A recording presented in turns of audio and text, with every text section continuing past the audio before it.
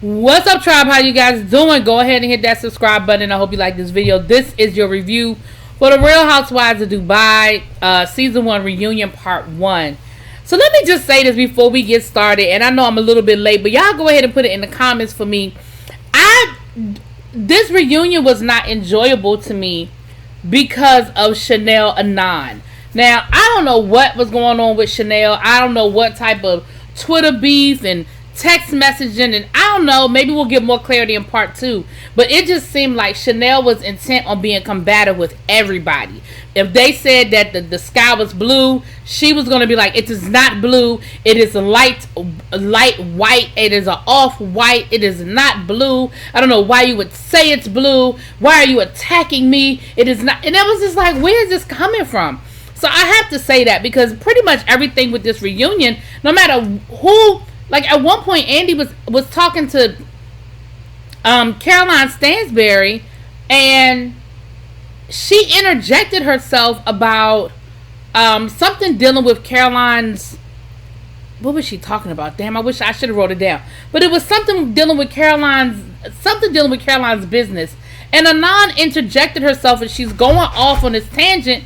And then finally Sarah is like, what is wrong with you? Why are you being so obnoxious, basically? And she was like, well, he asked me a question. No, he didn't ask you shit.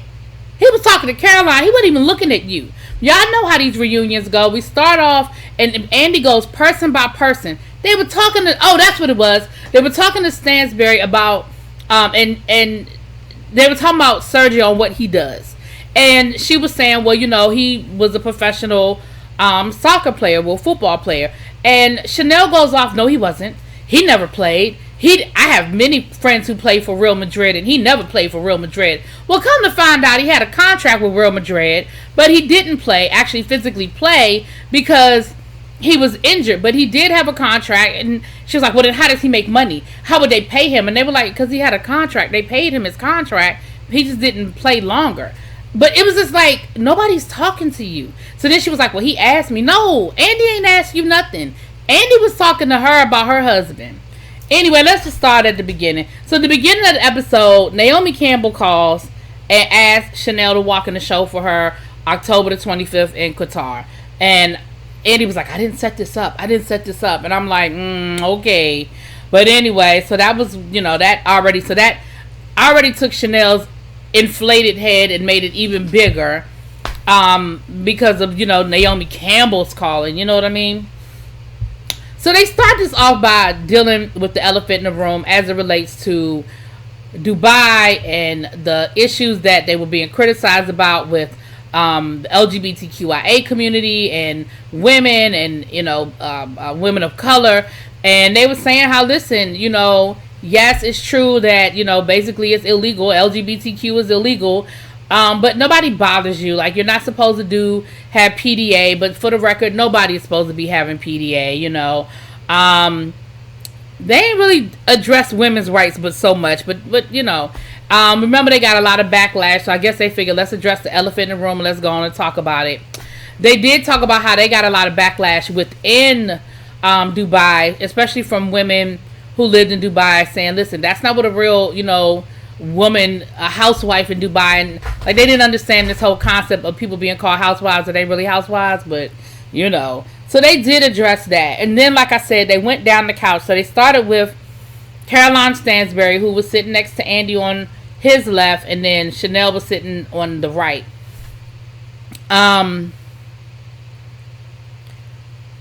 They talked about her being on Ladies of London, and they talked about her and Sergio's relationship. She talked about the fact that she still plans to carry a child. You know, that she said it's not a deal breaker, but she knows that that's something that he wants. And, you know, if she can do it, she will. If her doctor says that she just absolutely cannot carry the child, then they'll have to do surrogacy. But because they can't have a surrogate inside of Dubai, it sort of takes away the experience for Sergio. They did, like I said, I told you about the whole, how he makes his money. They do have a prenup. But she said that he does Bitcoin trading and that he makes a lot of money doing it. And something else she said he does, child. They talked about the racist tweet that he put out, that came out a couple of months ago. Child, he said, "Won't him." I'm not entertaining that. Listen, you tweeted it, you said it. Now, just as much as Chanel was getting on my nerves, on the other side, her and Lisa, seemed like they came in there with chips on their shoulders again.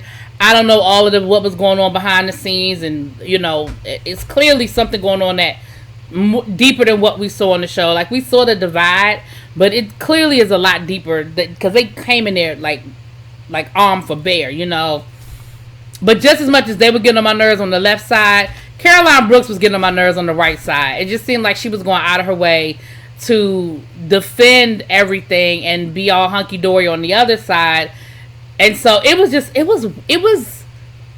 hard to watch because it just seemed like, I don't feel like anybody was being real. I feel like everybody was just so caught up in being defensive and defending what their stance was or their point of view.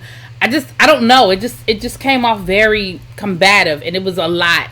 And there were times when it was just a lot, and I was just like, this is just ridiculous for me.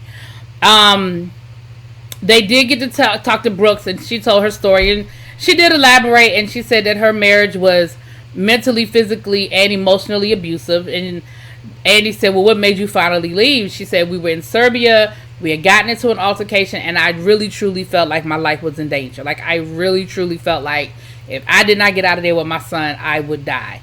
Now, she said that all she did was she walked out of there with her diaper bag for her baby. She called her mama, and her mama got her out of the country. She said she came to Dubai, she had friends, and she started working for, a real estate firm, and that's what sort of got her into real estate and then got her to where she is now.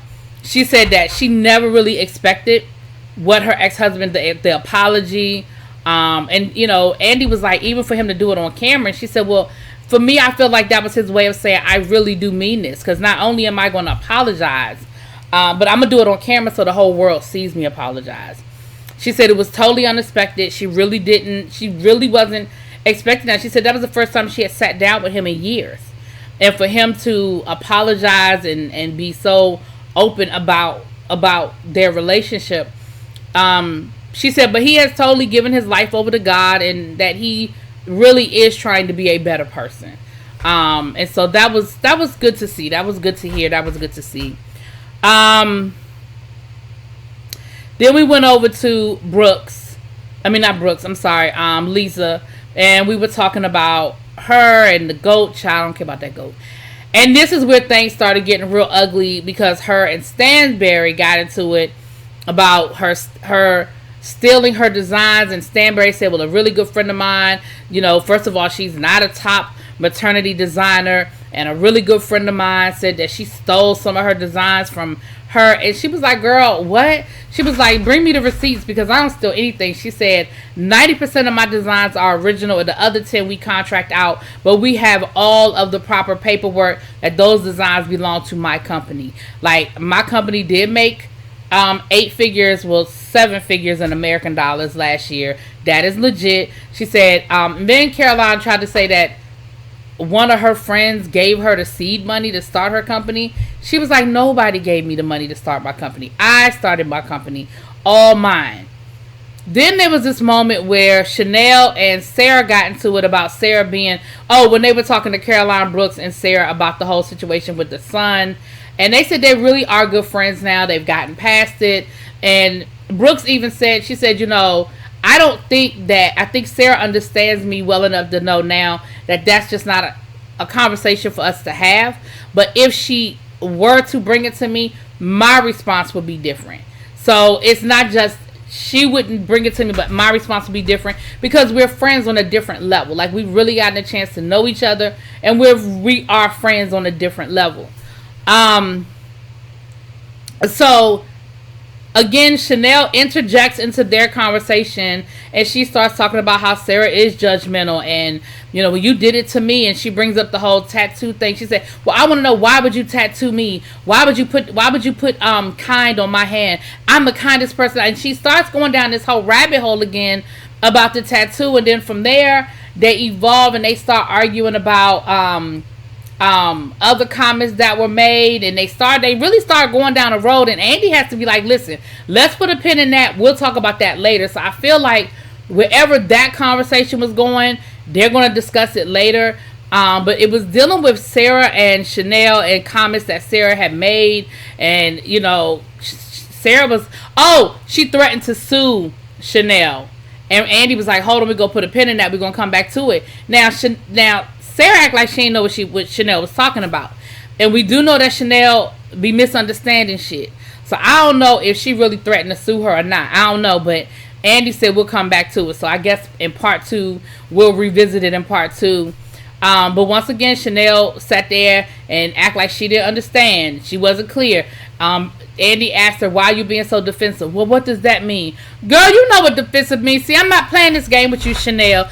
I'm with Stanberry on this one. You know more than you pretend to know. You use the fact that English is not your first language as a way to give you cover so you could be a nasty person and you could be rude and disrespectful. But you know exactly what they talking about. You know what defensive mean, girl. Stop playing. Anyway, that was part 1. It looks like part 2 we go a little deeper into people's beefs.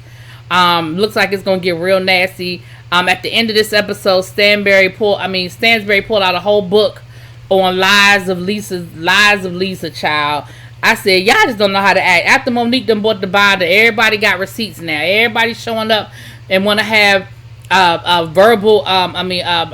visual aids and shit. You can't just say it happened. Now you got to put stuff on the poster board, and you got to blow it up, and you got to create binders. I blame you, Monique Samuels, for this shit. But anyway, that's what we left off with. There's a whole binder on the lies of Lisa, child. So I don't know. We'll pick it up this week. But it looks like they only have a 2-part reunion, which is enough, child. I said before, that's enough. So anyway, we'll see. Y'all let me know what y'all think. I'll talk to y'all later. Peace.